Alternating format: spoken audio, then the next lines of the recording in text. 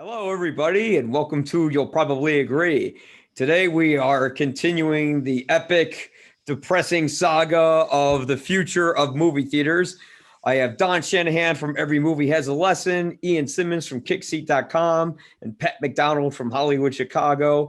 I'm Mike Crawley from You'll Probably Agree. I think a lot has changed since we last talked about the future of movie theaters. We were very optimistic in some ways. How is everybody's level of optimism now? Ooh, on a scale of 1 to 10, I'm down to like a 4. Yeah, I'm down to like a 4 out of 10. Like I don't know, man. Four is still pretty hopeful, though. Yeah, I gotta say. I think we'll get into it, but like there'll always be a place. But man, I'm seeing some things lap it by. Yeah.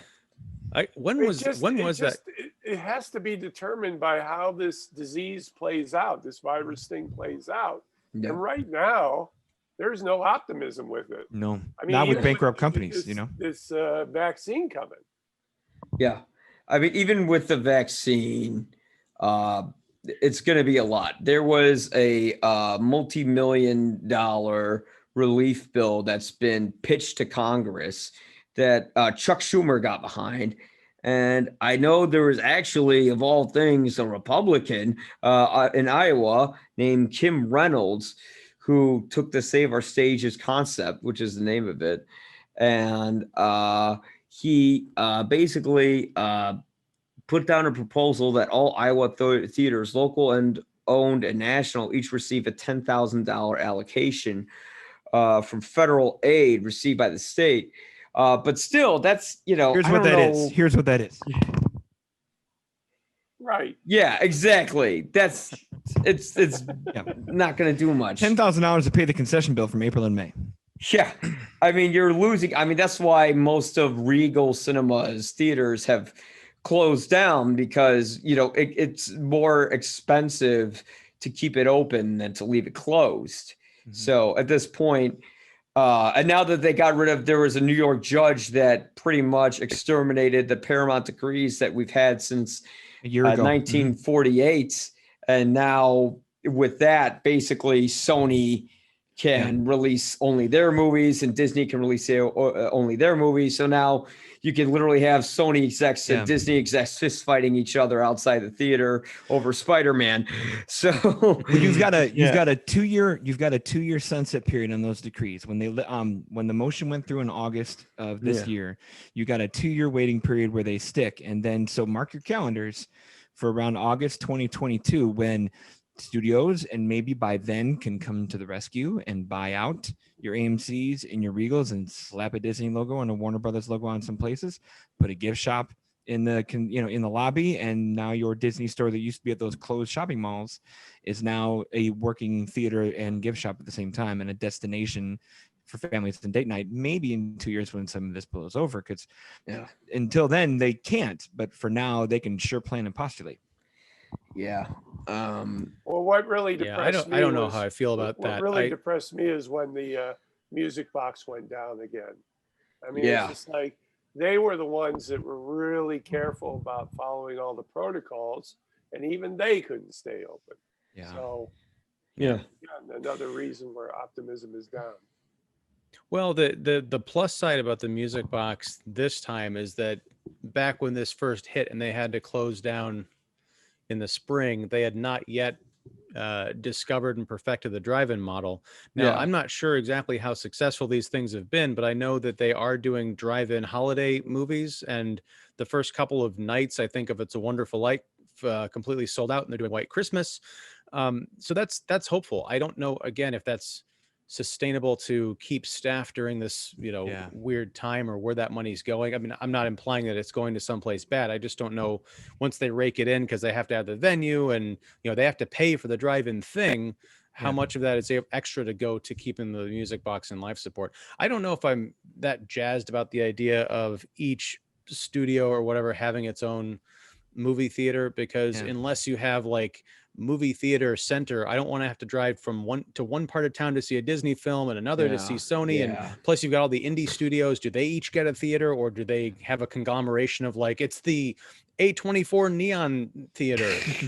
In which case I just see eventually things going back to consolidation, and then you're just doing AMC again in, 2030. Yeah. Yeah. I think the thing I'm noticing, even with the drive-in model, and this is something the Music Box I think is getting right, other places not so much, is price point. You have an economically challenged society right now. You have a lot of people in work, out of work, between work. You just hope they can have some scratch together money to go enjoy some time in a movie. And you see, like, I know we just got done with the Chicago International Film Festival, and I know that's a festival screening and it's meant to be exclusive and it's a different crowd. But when those drive-throughs are $60-$80 a car, yeah, John Q family members are not paying that to go see it. 1994's The Sandlot, Well, especially because they're not showing The Sandlot there. They're showing, One film Night in festival Miami. movies, right? Which is, you can just, even something like the Music Box could justify $60 to $80 a car for a family for White Christmas, because it's a family film. It's a classic. You could I'm going to take the kids to see this movie. No one's going to go see One Night in Miami with their 5-year-olds. No. Yeah. So then it just becomes, okay, me and the hubby or me and the wife are going to pay $40 a pop to sit in a car and watch a movie that's going to be on demand in like 3 weeks. Yeah. And I'm not trying to disparage anybody. Everyone's trying to do what they can to stay alive and vibrant, but it's just at a certain point, the market's going to speak and be like, you got to find some other avenue here. That's the tip. And the drive-in, that's more for like an experience and not for the movie. Like if people actually want to watch the movie, the last thing you want to do is sit in your car with this crappy metal speaker that you hook up to it and try to hear the movie through that. Or God forbid, the way the Music Box has been doing it, I couldn't hear anything when I saw one of the movies there, because they basically said, like, bring your own radio so you could tune into the station, essentially so you don't kill your car battery. And I never got that, putting it over the radio. Well, yeah, when your car is, and how you stay warm. Yeah, right. Like That it works too. in July. We're in December. That's gonna seasonal How you fade stay here. cool. Yeah. And it's weird I haven't seeing. thought out of the car. Yeah. It's like when I see people going out to eat today, they're like in these weird inflatable tents, and I'm just like, do you really need to go out and eat that badly? Like people are dying to go back out. Well, and yeah, I mean, some people are. I was talking to my mom today. She has literally left the house 3 times since March, and it's driving her crazy. Yeah. And especially as we get into these colder seasons, I understand the pandemic and the need for health, but we also have I think it's going to be probably, I'll hazard a guess to say, a larger health issue is people going stir crazy during these winter months. Oh yeah, but that's why it keeps getting worse, because people are just ignoring it. Yeah. I saw a thing about a healthcare worker who said she cries every time she goes on the street because her hospital is dead full, and she still sees people without masks shopping, and and they're just spreading it. Well, I mean, that's 2 separate issues, because there are people who are responsible and they go out with their masks and all that stuff, but that's when they do go out and they're afraid to. The fatigue is real, and the fatigue is, I don't give a damn anymore. So, take your risks. And I mean, the thing is, I wouldn't be honest if I were to say that I didn't have my moments where I was just like, screw it, I'm going out. I mean, I did have one moment where I did go to a bar and then went to a friend's place after, because I just snapped and I just said, fuck this. Like, I need to go out. And of course, the next day I was having full-blown panic attacks that I would get coronavirus. The girls' place that I went to, we had friends. It wasn't like I was getting a one-night stand or anything. Wasn't that lucky? But found out like a month later she got COVID. But she was bar hopping all the time. I did it on one occasion. But it's like, if I'm snapping and I'm the guy who's like Mr. Health, sanitizing all the time, wearing 2 masks in public, like, imagine what the average Joe is going through. Mm-hmm. Well, I mean, partially it's, but partially it's a matter of, I think, mixed messaging, and we're not going to understand any Yeah. of this for decades, the Yeah. full impact No, I and what agree. happened of it.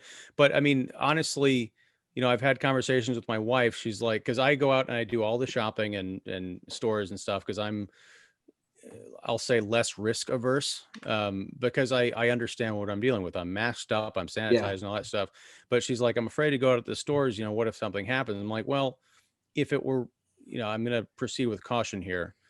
If it were really that plague bad, these places would not be open. The businesses Mhm. are taking as much precaution as they can. And to the extent that there are people out at bars, who are not masked, that's the responsibility of the bar owner to say, you're not coming in here. Yep. People Yeah. can be as liberty minded as they want and go out in public without masks. That's their choice. If the state wants to get involved and have troopers on the street corners telling them to go back inside, which we've seen in some places, then they can do that. But as long as places are still open, people are free to go out. Well, I'm going to say something that's not going to be a very popular opinion. A lot of my friends will probably want to kick my ass after saying this, but I don't like it when, and you know what, the podcast I listen to called Pod Save America, these guys are former Obama administration officials. These guys are as liberal as it gets. And I completely agreed with something that they said, which is that the doctors have been giving this very sneering, condescending attitude to the public where they say Christmas is canceled and Thanksgiving is canceled and you can't go anywhere. And, they said that everyone going to the beach was a horrible person for doing that. And it turned out that going outside wasn't really that dangerous. And the thing is, people need they need a way to mitigate this virus where their lives are still livable. And going out and shaming them and telling them they can't go places, guess what? That's just going to encourage them to go out. Yep. What if you have terminal cancer, and like this is your last Christmas? You don't care if you get COVID. You just want to see your family, and then when you're going on stage and then you're putting on a big fucking Oscar performance and crying when you hear the COVID numbers, like the main doctor in Chicago did, like, I'm sorry, but that's not professional.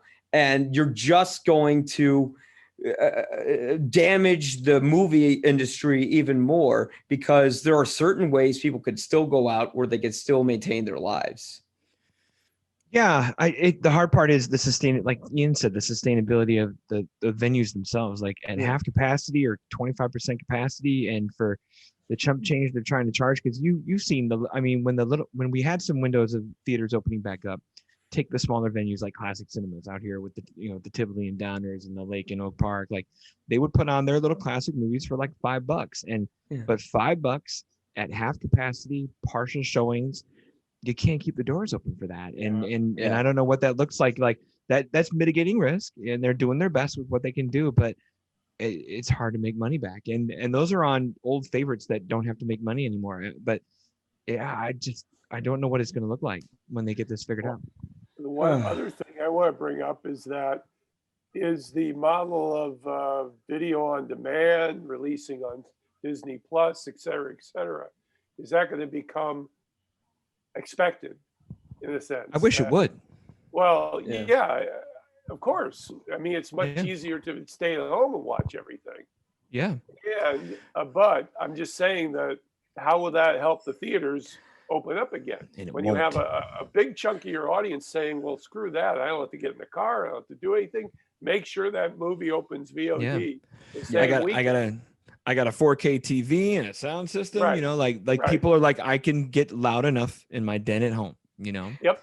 And when the government comes into it to kind of go there, like there's no bonus or incentive for movies being around for the government. They're not the auto industry for a bailout. Like this is liberal Hollywood. Like they don't need rescuing the way that other industries that are more economy drivers need rescuing, and that's not the movie industry. So that bailout, Schumer or not, just ain't gonna come. And not so much that, but when you have this model and the companies themselves are relying on it, what was the most successful on-demand release this year? Anybody know? Extraction, I thought, was number one. Well, that was the most viewed thing on Netflix. But like you're talking about revenue and money, probably Trolls. About revenue. Trolls 2, who I Trolls think and Mulan. Yeah. Yeah. Thank you for ruining the movie industry, trolls. Well, I mean, the expectations. What I'm talking. Yeah. Well, to Don's point, I don't know. I understand your point about the significance of the auto industry, say, versus Hollywood, but Hollywood isn't just movies. It is the ancillary industries that support the movies. Mhm. You know, the Agreed. people who build theaters, who run businesses that supply concessions, the Yeah. people who work on movies, you know, from the actors down to the lighting technicians. If all those folks are out of work and there's no immediate industry to replace them, it's not like if you're a truck driver and you get laid off from your job because of consolidation, you can go get another trucking job somewhere, Right. Yeah. or a transferable industry like chauffeur or something like that. But with Hollywood, it's like, if here's a good example, Disney, you know, they had an abysmal earnings call. They announced they were laying off 28,000 people, I think. And then Yeah. this week they said, oh, and we're adding another 4,000 because no one's going to theme parks. So that's Right. 32,000 people, you know, just right now. And as you we were said talking it. about at the top of this, we're not through this yet, is even Yeah. with the vaccine, because once it's perfected and approved and people can get it without any kind of, you know, weird side effects, then you have to distribute it to folks. You have to deal with, you know, the part of the population that's not going to get it or not going to get it right away. How do you deal with that in terms of opening things back up? So we're in for the long haul, and that might just be another year, might be two, but it's going to be a while.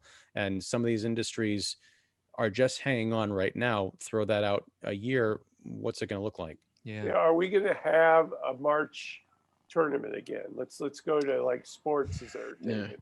Are they going to be able to put anybody in a venue screaming their lungs out for something? No. I don't think so. I see you saying no. I like the way. I don't think so. I like the way Ian said it with transferable industry. You know, the little guys don't have one. You know, the big people almost don't have one either. But if the only thing that's likely transferable, and this is maybe where a big point of where I think, like, because we're on future part 2 here, is that's television. You know, television doesn't need brick and mortar. Television doesn't need venues. You can socially distance on sets and mask up like some, you know, they've continued production on television.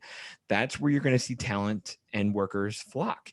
And the good part is we're in a golden age of television where there is so much of it. There is opportunity for it, and talent's been going there anyway. I mean, when you look at like just Apple Plus kind of jumping on the scene with what is it, the morning show, and you have Steve Carell, Reese Witherspoon, Jennifer Aniston, you have A-list talent doing television because of two things. One, it's available. Now that this is all pre-COVID with morning show, but one, it's available. Two, it's longer work and it's a better paycheck, especially because you're not chasing evaporated theater earnings anymore. Watch television. I know, you know, movies have survived against television for 60 years or more, but maybe this is the place where television starts to lap movies, because there's no risk to sitting on that couch over there and turning on a great show. And now you get 8 episodes of it and the buzz of it. And look at The Mandalorian. Look at Queen's Gambit. Look at all these shows that are the water cooler talk of talk. No one's going to the water cooler talking about Tenet. They're going to the water cooler talking about Queen's Gambit and Mandalorian, because there's more of it. It's available, and a lot of places it's cheaper. That even that extra buck, even that $13 a month Netflix price beats a $60 drive-in movie and taking the family for $40 to the movie theater once, when you can replay that stuff on television for ad nauseum. Yeah. Well, I also want to bring up that I was talking to Dennis Dugan this week, the director of Happy Gilmore and a bunch of those comedy shows. He started off in TV in the 80s. And he said back then there was a Berlin Wall between working on television and working in the movies. And he said there was some crossover. He got lucky because all the movie people thought moonlighting was quirky. So he directed that, and that's how he got his first movie assignment. However, he says now the tide has turned. Movie directors are actually wanting to get into TV. Yeah. And, look at Fincher the last 6 years. Yeah, right. It's just the irony of that. Just he says it just kills him. It's he went through both eras.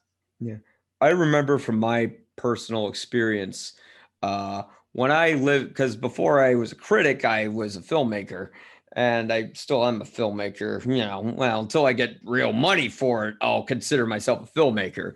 But when we were in LA, we were taking this program on television writing, and everyone said television is a writer's medium. Television is the future. The theater is going to become a fossil. And basically, we are going towards that direction. And to Don's point, yeah, you're getting A-list talent on this stuff. And Disney has said that they are exclusively looking into streaming, you know. So if you think about Disney, who are the empire, they are the empire that they like to paint as a bad guy, but they are the empire, and not in a good or bad way. It's just, it's a sound like Trump. It is what it is. No, but they own this industry, and when they're saying that they're going to switch to streaming, that sends volumes to everybody else as to where everything's going to go. Because to them, they're thinking, let's just invest in all this TV stuff. We can make stuff like The Mandalorian, which is changing the future of television. I mean, the visual effects in it are on the same level as a television show.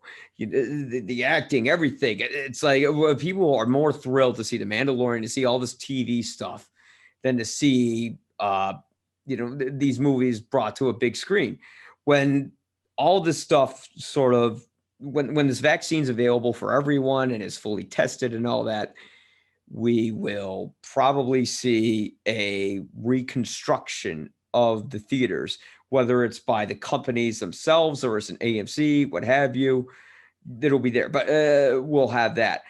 But it's going to be much smaller. I think it's going to be a more niche audience, and most big releases will be through streaming. And maybe over time, things will go on the big screen again if there's demand for it. But for right now, the movie theater just seems like a novelty. It seems like something that, cinephiles like us would love, but overall, it's just stupid, frankly, to release anything on a big budget screen. And movies will be on a smaller budget too because of that.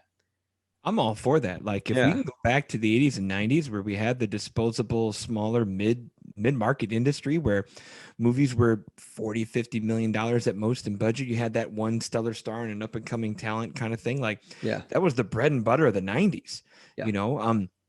You look at a movie like you just find Discover Tell, like LA Confidential.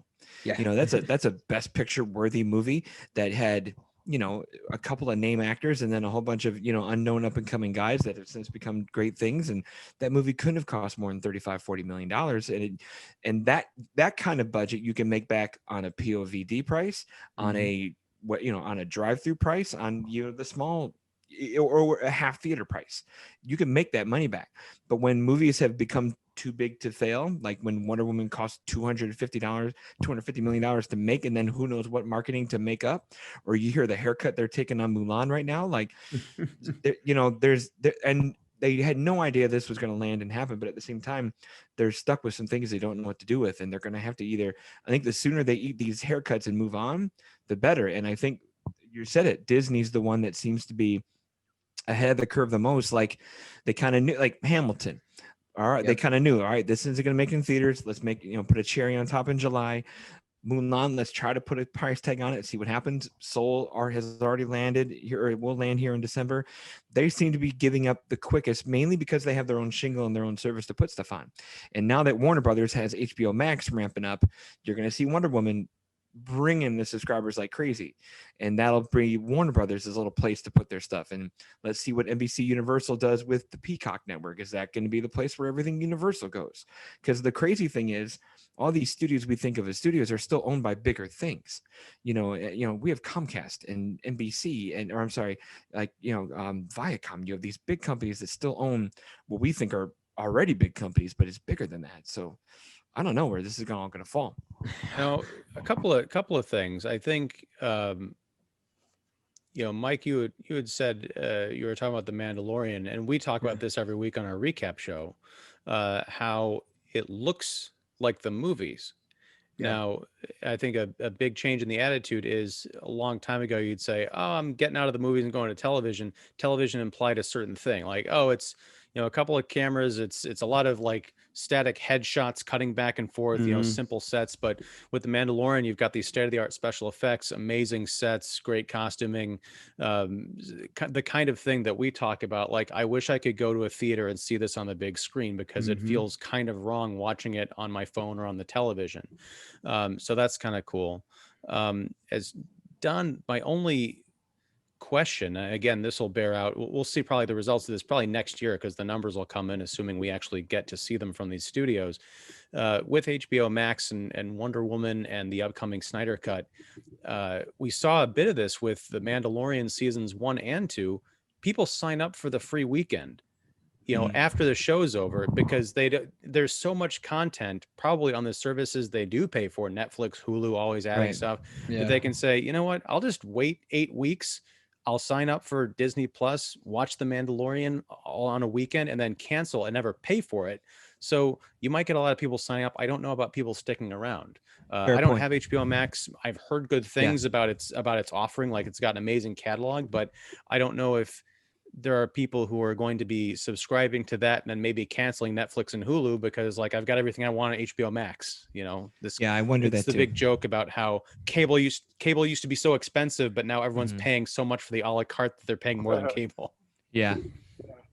And Disney Plus, we're a year in on Disney Plus, where if that was the test, like, let's see what one studio can do, putting everything they have under one roof, what would happen? And the argument I get on Disney Plus is they don't put out enough new stuff. Like, because you could take a month and binge all the cute stuff you wanted to catch an old TV show and the old cartoons, and on the right month, go get the one thing that's new that you want. Whereas, Disney Plus has not produced at the speed of something like Netflix, where Netflix has 4 new movies a week, 5 new shows a month. Like, they keep that, they're throwing billions of dollars at that stuff. Their production budget, I thought, was $18 billion last year, something like that, where they know to keep people coming, you got to give them something new, not just, drop a few extra movies that you've got the rights from other studios. You got to bring something new. So they've done that, and they've mastered that. Disney hasn't yet, a year in. Like, they got the Mandalorian and they got your movie or two here and there, but what's the other regular show Disney's put out? Nothing. Aside from the nostalgia, you don't really have much that they offer. Same with Amazon, HBO. It's just, I think that's the best deal you can get. Netflix and HBO, because you got like the whole Warner Brothers catalog too. Yeah, if they can close up that silly DC channel and just fold it into HBO Max, you might as well maximize that price more. Yep. Yeah. Nobody even wants DC channel. It's funny you say, Don, because it wasn't until you were talking just now that I realized I can't think of the last time I watched a regular movie on Netflix. It used to be Netflix, back when they were just the DVDs through the mail, like, you'd go and like, I can rent any Amazon movie essentially through Netflix and they'll send me a disc. And it's great for catalog titles. But now when I go to Netflix, I'm just watching series that I like or original movies. When it comes to, I want to watch Smokey and the Bandit or something, like, it doesn't even occur to me that that's probably somewhere on Netflix. Right. The place I go for catalog movies more than anything, maybe it's because of what I'm bought and what I shop. Amazon Prime seems to do that the best. Like, they seem to have the catalog covered. They don't have a lot of original stuff. They'll throw a Jack Ryan out there every now and then, or a small original movie like, Troop Zero or something, but not a lot. Not nowhere near the Netflix volume. Hulu's even worse, but Hulu's going to get absorbed soon because Disney bought ownership stake in that. I'm just waiting for that. Jeez, I didn't realize that. When Disney bought Fox, the chunk that they had in Hulu and the chunk that Fox had in Hulu, they have ownership control of Hulu. Well, that makes sense because I've got the Disney Plus bundle, so I get Disney Plus, Hulu, and ESPN, which I don't watch. But I'm wondering, so now that Disney owns Hulu, now they'll just keep it the same price. There's no need to pay for 2 services under the same umbrella, but they won't care about that. If they were smart, that Hulu would be where they dump all the stuff that's not PG friendly for Disney Plus. Like, put everything Fox at Hulu. Put all your Touchstone picture stuff that's darker than Disney. Go put it on Hulu. Well, I'd heard that like this week they were talking about doing an 18 plus Disney, like a Disney Plus 18 plus thing. They I don't gotta know work if on that that's name. I know where you can find Disney porn if you like that. You know, Let's talk off It's mic. called hentai. Sidebar. Hentai. Oh, Samuel Jackson's really into it. Why would he not be? I allegedly. mean, why not? You know, it's the weirdest. Okay, anyways, but yeah, did that makes sense with Hulu? Because I was like, all right, I'm getting Hulu because they're starting to release this stuff, and I have a feeling that they're gonna start producing more and more content that I really appreciate. And Disney's buyout of that makes sense. Now I know where New Mutants is gonna go because Disney doesn't want that on their here Hulu. Just get it away. But poor. If they were smart, they would mutants. just open up the old shingles. You know, they used to have ownership stake in Miramax. They used to do what was it, Hollywood Pictures and Touchstone. You know, they had their shingles where they put the PG-13 and the R stuff. They should just do that again. Now, if you don't want to put it on Disney Plus, you bought Hulu, go throw it on there. You know. Now I'm sorry. Because they're burying Fox stuff. You're not going to find Alien and stuff unless you go rent it from iTunes. You know. Now, I'm wondering what's going to happen to.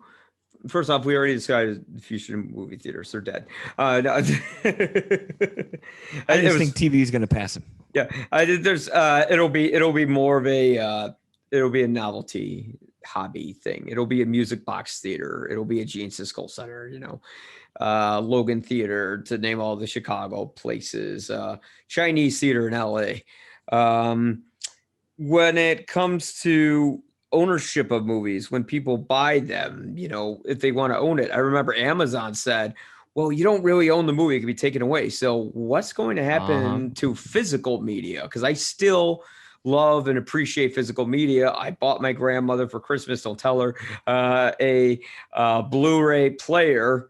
So then, because she always has to navigate all this stuff. She's in her 90s. She doesn't know how to do this. So I'm like, okay, here's a Blu-ray player.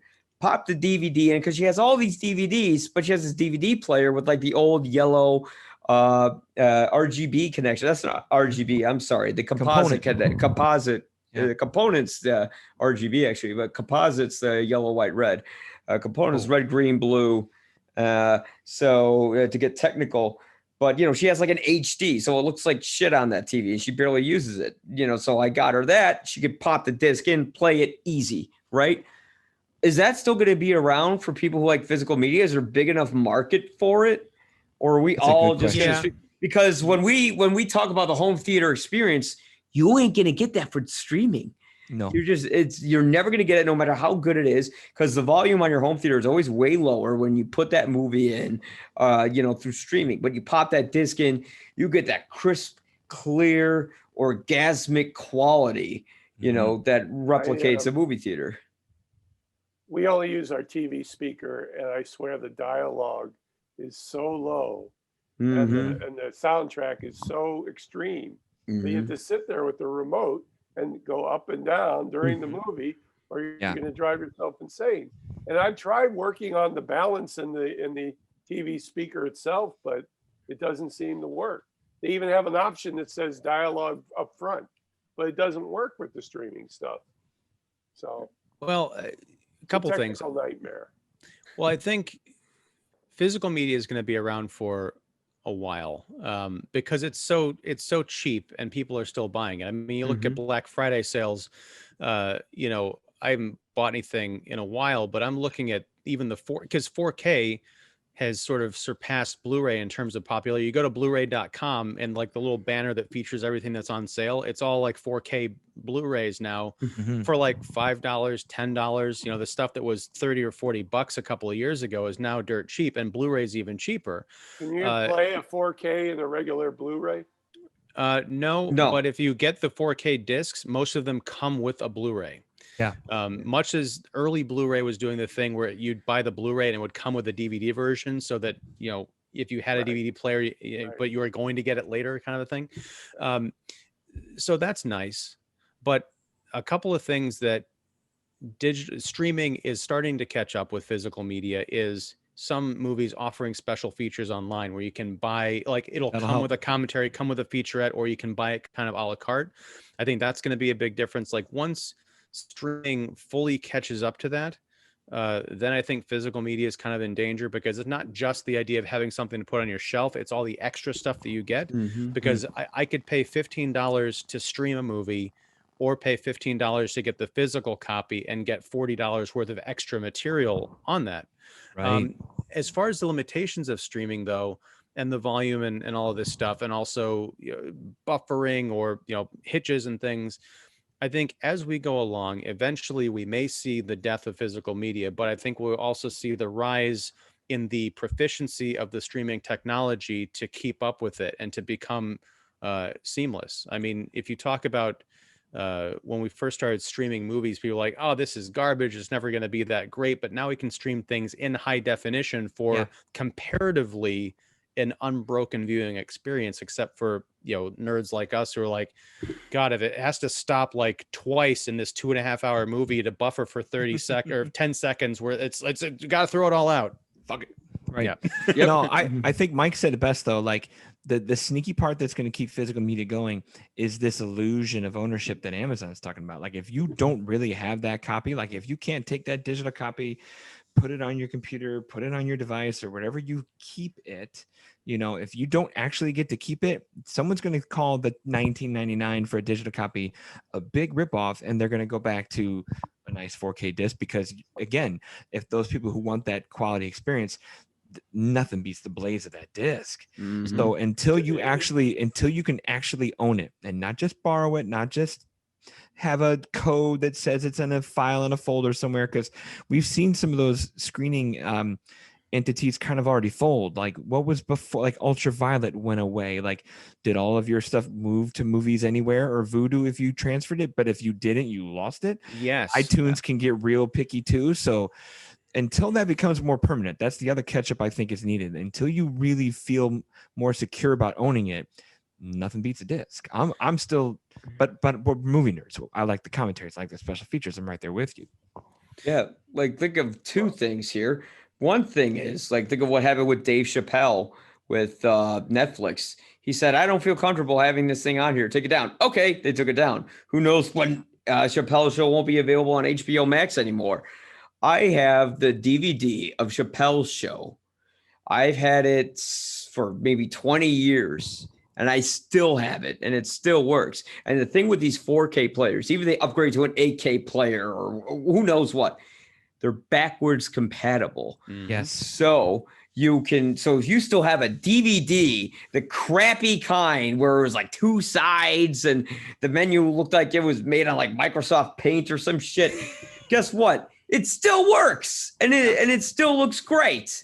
They even upscale a little bit where it actually looks better. It looks even better.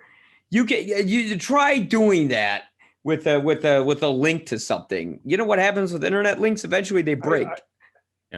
The longest internet link I know I'm sorry, go ahead.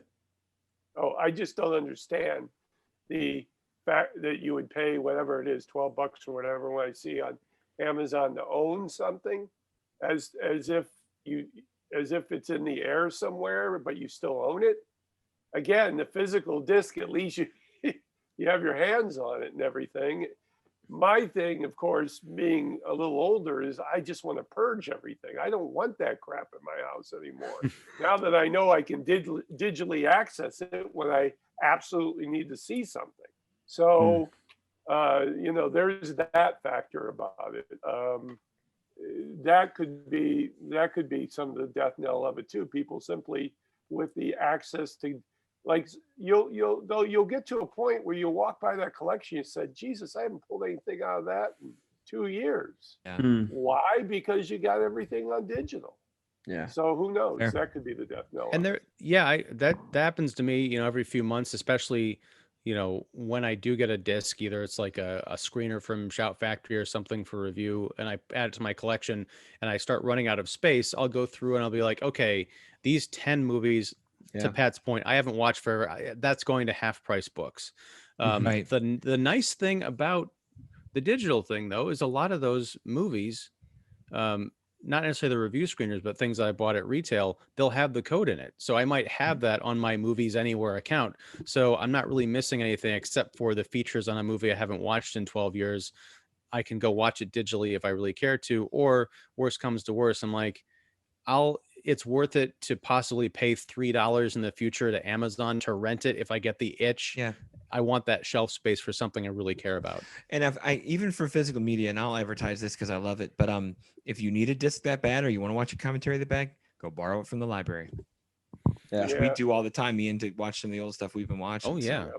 Yeah. And not even the physical disc, because I did that recently, but you know, a lot of the libraries now have digital versions of the movies that you can check out, you know, through these Hoopla library apps. Canopy. Hoopla. Yeah, I love Hoopla and Canopy. Yeah. Yeah. And I think the next wonder I have with that is piracy. You know, like as soon as these things land on VOD, someone has already scanned them and uploaded them and made them available that way. So there's some lost cost or some lost revenue to piracy. And until they find a Loctite way of cracking down on that, people not only can people wait for something to stream, they can wait to torrent it too. So yeah. Well, I mean, we also have the privilege of seeing things in advance. We do. Excuse me. Okay. We also have the privilege of seeing things in advance, but I have several friends who simply say I can get whatever I want, you know, and have no compunction about, you know, as you say, the torrent bidding process and doing it. They don't care. They like movies. They'll watch whatever they want. Yeah. And I sit there and I go, well, what are they going to do about that eventually? Well, it was like George Lucas said, it was in an interview with the documentary called Side by Side about the difference between film and digital when that was the thing. George Lucas said it's like a shopping mall now. Whenever you try to get a movie, you could just browse through the aisles. I mean, it's incredible. When I go on Netflix or Amazon and all that, I'm so picky compared to the way I used to be. I'm just like, no. You know, it's like going through a Blockbuster, except at a Blockbuster, you weren't as specific. Yeah. So I don't know, but looking forward, if movie theaters are to return, how would they return? Would they just be the Sony theater? Would they be the Paramount theater and the Disney theater connected to the Disney store? You know, I think with the decrees lifted, I really do think that's a viable future. I think I can see completely, and they got a 2-year wait, but I can see Disney, especially if this lingers a whole nother year, and things and the AMCs and the Regals bankrupt and close where they just can't function. But Disney could say, you know what, if I open it my way and I connect a few more ancillary opportunities to my theaters, and if everything's a couch that I space out instead of rows and instead of packing it like a school bus, you make these big old comfy theaters, which was kind of becoming a little bit of the norm anyway. Like if everything turned into the Hollywood Boulevard and Woodridge, where you got tables and chairs and you don't need all the food stuff, but if you space it out and you make things, you can still have a big screen experience 6 feet apart if you do it right. And maybe it just gets bigger. But I think they also then cut out the middleman where the revenue sharing and capping just isn't there. I think there's a place where that becomes the future. I think the other thing is, man, to what Pat's been saying, like until this vaccine shows up, I don't know, because I don't know how long you can ask AMC and the Regals without bailouts to make it. Right. I'm stunned the little stuff hasn't closed. I'm stunned Music Box, the Wilmette, Classic Cinemas, which is a smaller chain. Like I'm stunned they're still hanging around. Stunned. Yeah. The LaGrange is close to me and they're closed. The posters still show March on there. So yeah, I don't know. I think took a picture. I'm back in 6 months. Let's do this again. We will. Don't worry. I took a picture of the Logan Theater, oh God, probably in July, and it was like the ghost. It was a ghost because it was all the March stuff. Even on their marquee, they just didn't change it. It was sad. Yeah. I drove by the AMC Village Crossing in Skokie yesterday. It was the first time I'd been out to that mall in a long time. And it's weird because every other marquee outside just had the long bulb lights in the frame.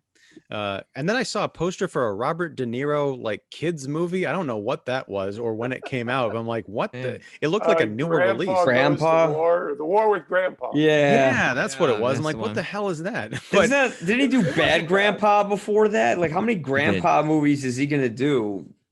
4 more. As long as they keep paying him. He has alimony payments, my friend. Yeah. His severe alimony payments. Those islands don't come cheap. I don't know if he owns an island. But to pick up on something Don said, it's very interesting because when the 600 North Michigan Theater upgraded to the new fancy seating, and they like ripped a bunch of seats out of their theater to make the spacious, the bigger reclining chairs so you could have like 2 or 3 people pass in front of you while you were reclined and not bump anybody. I'm just thinking about like the AMC Cantura 30 out in not Woodridge, but out in the burbs there. I used to go there all the time, like near Naperville, Warrenville, maybe. But yeah, it's a 30-plex. You could make that the AMC Cantura 7 and just like tear out a whole bunch of those theaters, make socially distanced 100-seat theaters so that you could go see Avengers 7. Charge $40 a seat. It'll work. Yeah, but maybe, because that's kind of what we're talking about. There are going to be people, much like the folks who are hanging on to physical media, who they're going to want to go out once it's safe to those big event movies and see them on the big screen as they are meant to be seen. Mm-hmm. And if AMC or those places can make it work by, making smaller auditoriums out of their larger theaters, and they don't just become ghost ships, maybe there's something there. Yeah. Well, I think the theater industry will rebuild itself in a certain way, but we will only see the biggest of the big releases on the release date. Like Endgame was sort of the final big blockbuster we had for maybe 5 years. And the thing is, even Joe Russo, one of the directors of it, along with his brother Anthony, he said that streaming's the way to go. So when the guy who directed the last big blockbuster saying that, so we have to wait. That's where it's just, this industry is going to go where the money is. Yep. And when Netflix is throwing the billions they can, and again, it's the subscriber thing. Like, instead of getting the one-time movie ticket, you get month-to-month $12, and it just keeps coming in. And when 70 million people just subscribe for $12 a pop, that's great money. That's where the money is. That's where the talent's going to go. That's where the business is going to go. Exactly. If if they want to make the theater viable, they'll probably experiment. Open up a little theater next to the Disney store. And if there are plenty of moms along with dad and little Billy going into the store and buying their ticket, then they'll say, okay, and then they'll start slowly bringing it back. But AMC, Regal, dead. Music Box, I think, would be alive because they have such a dedicated, hardcore fan base that if they release stuff digitally, whatever, people will go and see that.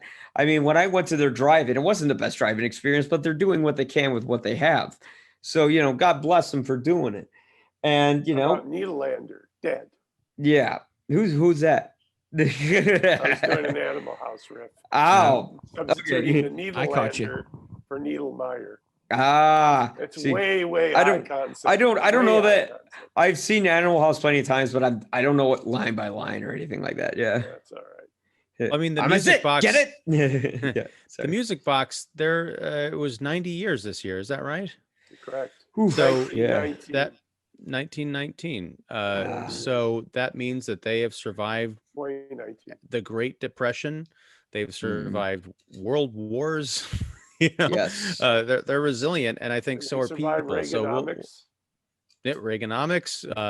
Still surviving it. Stock, housing crash. So there's still an appetite. There's still cinephiles out there. Just like Bill Pullman said in Independence Day, we're going to live on. We're going to survive. It'll be all right. Yeah. I Today love it when you quote Independence Day. is movie theater day. Bill Pullman quoted that in a bar, like in some video recently. It was great. It was awesome. He's like literally a few drinks deep. Oh man, I want to hang out with Bill Pullman. All right, so, I would too. That guy's awesome. yeah, I love Bill Pullman. Can we get Bill Pullman to share this episode? As long as he doesn't try and show me his serpent or the rainbow. What? Nothing. Nothing.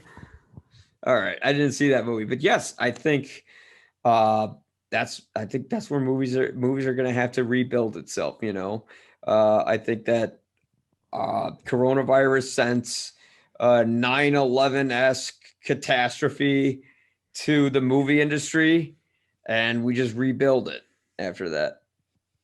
Yeah, if we do this again in 6 months, that's when the next summer should hit. That's when the Oscars maybe will be done with in April. We'll see another place. And I forgot to mention look at the movies that they keep pushing back for release, thinking they're things are going to get better. First off, I feel horrible for Denis Villeneuve because Blade Runner 2049. I know a couple people on here don't like it. You're wrong. No, I'm kidding. It's he made that movie. Didn't make a lot of money, but got a lot of recognition afterwards. And then he makes what? Yeah. And the Academy. Okay, did win Best Cinematography and Visual Effects. Should have been nominated Green for more. Book. Sorry. Yeah. You just have to have $5 worth of effects these days to get that one. Right. But you're Green right. Book. Dune deserves a big screen. Yeah, and then Dune it's not going to happen now. It's not gonna happen. And they keep saying, well, we'll push it back to November of next year, which are, did they push it to November? October 1st, 2021, along with The Batman, which The Dark Knight will always be The Batman, but we are seeing which studios have been better financial planners than others. Like which ones can afford to sit on these things and wait, which ones can't.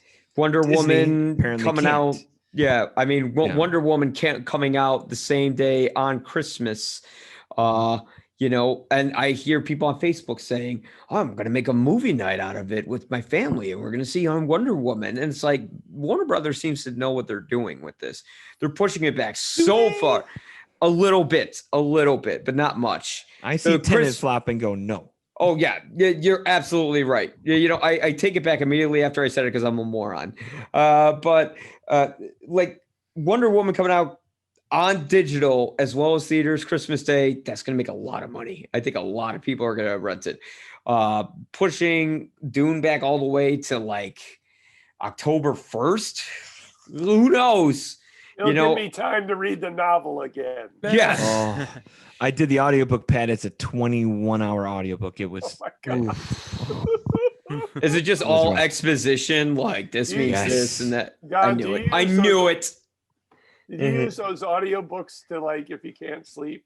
Because they're great for that. They're great for that.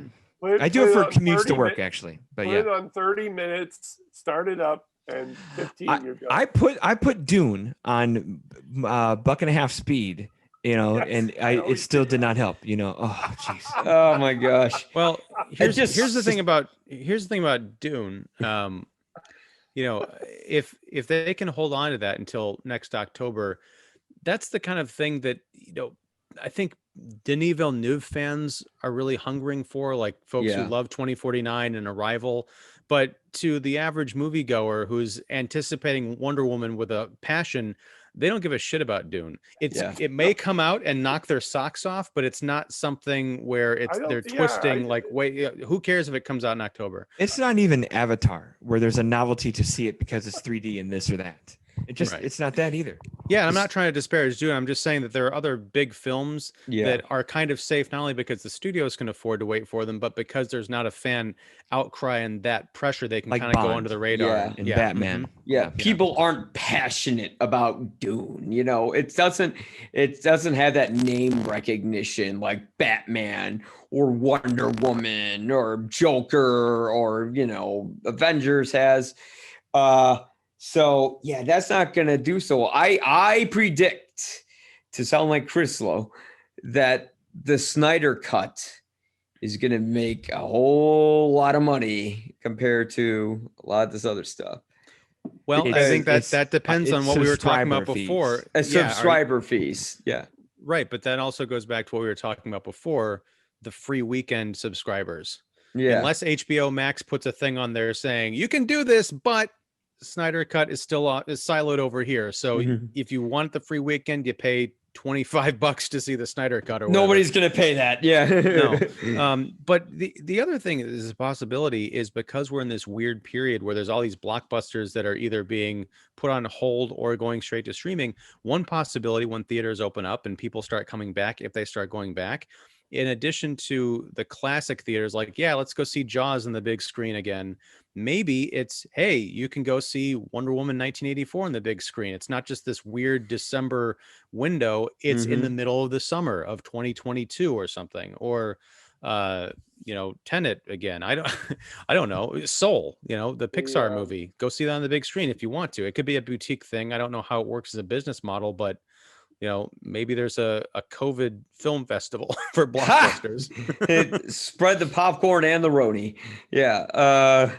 You know what would make a lot of money, but George Lucas won't do it unless, even after he's dead, is if they re-release the Star Wars trilogy in theaters unaltered in their original form, people would flock to see that.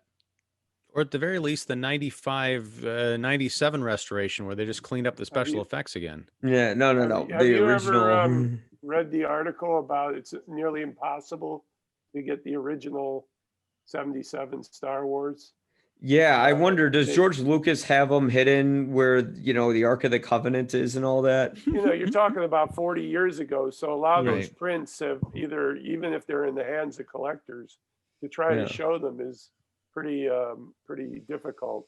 It's got to be a copyright nightmare too with Disney owning that too. So and that's kind of the thing though, is to what you're saying, Mike. I wasn't kidding about that restoration thing. I'm not talking about special edition. I'm talking about what came out before then, where the VHS brightened up the laser, right? Yeah, because if you put the unaltered 77 to 83 versions in the theaters, especially if we're talking a few years from now, I don't think that gets the asses in seats that you think it's going to be. It's going to be for the cinephiles who are like, I want to see the unaltered, kind of crappy looking 1977 version. It's for people our age. Right. If you want to get the younger generation, the people who are in love with the Mandalorian, you have to at least get those 95 versions back in the theater. But you can watch them now on 4K on Disney Plus. People are getting their fill as we speak. That's true, because like my brother-in-law, I watched like the unaltered version. I put it on disc, the despecialized edition that Sky made. And Dave's like, yeah, whatever. I'm going to buy the Blu-ray. But I'm like, you're a Star Wars fan. You're not a Star Wars fan. You don't know what you're talking about. Who's Ahsoka? Oh what? No. You have to get that big stormtrooper glove and slap each other. Yeah. I have to make a point. I was going to the theater quite often in the period when Star Wars was coming out. Yeah. And I think the original, and I may be out, it's a long time ago, but I think the original trailer showed it to be a comedy. It looked like a horror movie originally. I don't think they knew how to market it, and I think, and I've been looking for years to see where the original trailer is, but I can't come up with it. And I know it exists because I saw it. Well, I think it is available. Are you talking about the one with the ominous voice where he's like, in a world in space, and then it's got this creepy music it's underneath? It's impossible to describe, but it was rendered as a comedic film. Because I think that was the intention the first time. It was sort of a send up of the Buck Rogers movies. And I think in the early trailers they were using that as the template. So who knows? It may again be the addled 40. That was 43 years ago. Well, that's the thing. Like those hardcore fans are dying off. No offense to Pat, but you're in great health. But the 20-somethings but the 20-somethings in 1977 are the 65-year-old boomers now that they don't. They could tell their grandkids all they want about how cool Star Wars was. They're going to watch it on Disney Plus with great effects. Yeah. I think we all kind of fall into that class now. I'm 30, yeah, but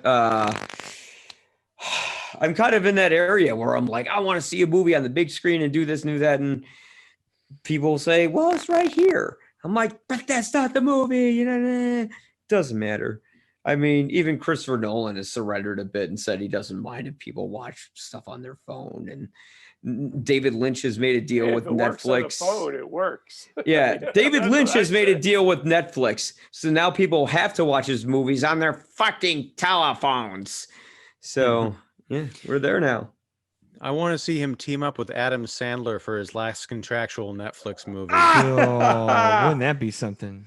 That would be What, the Adam- renaissance of cinema right there. Right. Are we talking about putting Adam Sandler inside of the Black Lodge? And then he sees like a decapitated version of that dude who's always like smoking weed in his movies, like talking to him. I take Yeah. that. Yeah. You're writing it right The now. first Yeah. the first hour of Mank was tough sledding, no pun intended, with Rosebud, and I mean, turned it off. geez. And then the next day I watched the second half and was enthralled. So I was like, "What is this movie? Why is it so schizophrenic?" Yeah. know, I'm a cinephile, and I was like, what the hell are they talking about? At certain points of that movie. Mhm. Yeah, that was definitely a problem. Yeah. When I reviewed it, I said, I don't know who this was made for. It's I it's really for don't. cinephiles, because like Well, I know it's for cinephiles. but yeah, but you're that's- right. The couch surfer that's either never seen Citizen Right. Kane or have always heard they need to see it, they're gonna watch Right. the movie and go, this doesn't make me want to see it. And then Yep. the people who love Citizen Kane, who know it and love it, are gonna watch it and go, all they're fucking talking about is Joe. Where's Orson? Where's all the fun? Like there's none of that there either. So. The obsession with certain things in that movie blew my mind. It's like his dad wrote it, and I think it was like his lifelong dream to make it. And he got this sweetheart Netflix deal. He said, "Here's my first picture."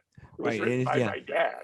I had more fun watching. Before as homework before Mank. I watched Citizen Kane again, and I had the Ebert commentary on for the whole 2 hours, which was awesome. I had more fun watching that than I had watching Mank. So. Yeah, Mank seems like an audio commentary on a movie more than a movie, because I'm just like, all right, am I in class? Am I supposed to know what every single thing? Like, I've seen Citizen Kane, but I'm not a Kane head.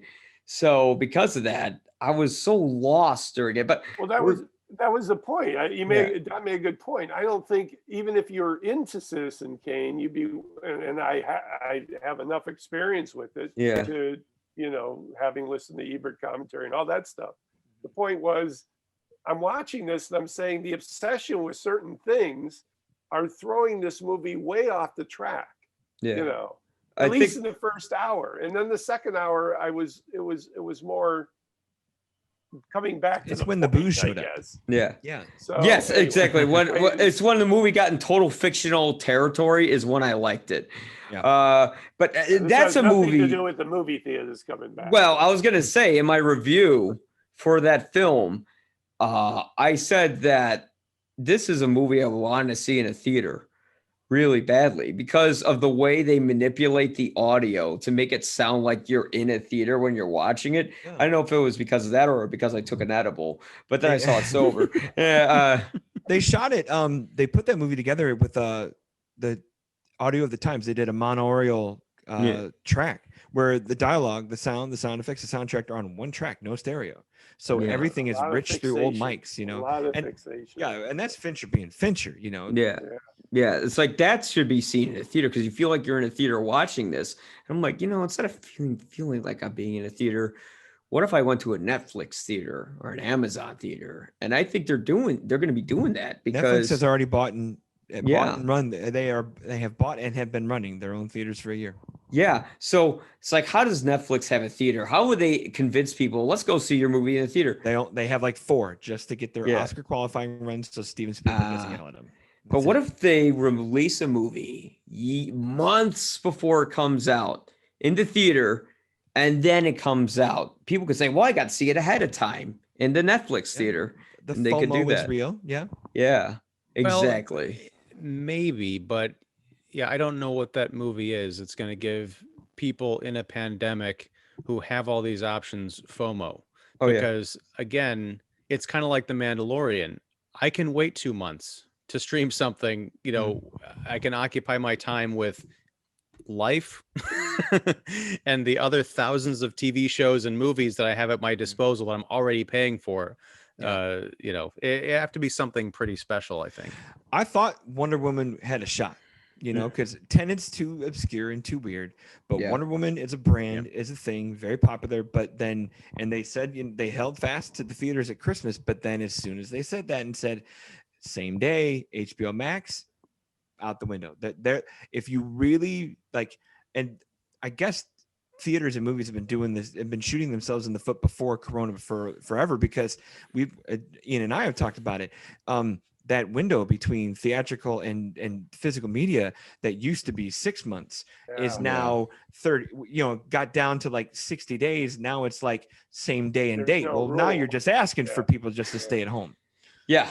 Well, also, a point was made about Tenet, that they should have put Wonder Woman 84 in that spot to see what would have happened. Yeah. Because better chance. Yes, exactly. Again, you know, it's like Dune. It has interest is out there for Tenet, but it's not something that I would say that rushing in, and then when they sit down and watch it, they will wonder why they risked their lives to see this pretentious piece of crap. I know. Well, that's the same thing with like the choices for for PVOD or not. Like, what decides to put a price on it or not? Because if I don't know why Disney said let's let Mulan be the sacrificial lamb. Ian and I have talked about it. I would have put that price tag on Hamilton, and you would have raked money in July putting $30 on Hamilton, because $30 is still cheaper than a Broadway ticket for the first run cast. Like, and right there in the middle of the pandemic in July, grabbing new subscribers, people would pay out of their minds to watch that for $30, let alone Mulan in October. I feel like we should start placing bets on this. Okay, so I got $10 right now. All right, Tenet bucks? No, that's the March Madness. That's gonna be the March Madness brackets. Is when movies are coming out. But no, the thing about Wonder Woman 1984 and I agree with Pat. I think that because I saw the trailer for that in front of Tenet, and I think it was the newer trailer. I'm like, I would come back to the theater to see that. And after Tenet, I was like, I wish I could have seen Wonder Woman.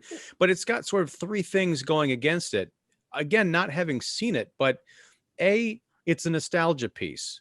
So you get people going out to the theater to watch it. It's like, I really miss the 80s. And now I'm stuck in here wearing a mask watching this, movie. The second part is it's sort of this weird, because I know Pedro Pascal plays the villain in it, and he's playing this sort of a weird Trump allegory, and he's on his way out, and people are not going to want to sit there and like think about something that's kind of passé. And the third thing is it's a summer blockbuster coming out in the dead of winter. I just feel like people are going to come out of that movie depressed even more than if they just stayed home and rented it. Yeah, very fair point. Again, I think everyone's gonna watch Wonder Woman with their family on Christmas, and then the conservative families who sees this Trump allegory can go, there goes liberal Hollywood and blip blip blue. They would have done that anyway. Yeah, exactly. Well, gentlemen, I have to go and take the dog out. That's a good but I think great to hear your guys. I have to go watch 6 screeners. Much more knowledgeable on the intricacies than I am. It's beautiful. We love you, Pat. We love you, all Pat. Right, brothers. You have a good one. And with that said, I think we kind of covered all bases with this. So I guess we might have part 3 in maybe 6 months. And I want to thank Pat McDonald from Hollywood, Chicago, going to walk his dog now, and Ian Simmons from kickseat.com, and Don Shannahan from Every Movie Has a Lesson. I'm Mike Crawley from You'll Probably Agree. And we will probably see you on the internet instead of the movies now, because the balcony has been destroyed by the construction company. Indeed. Cool. Thanks, Mike. Bye.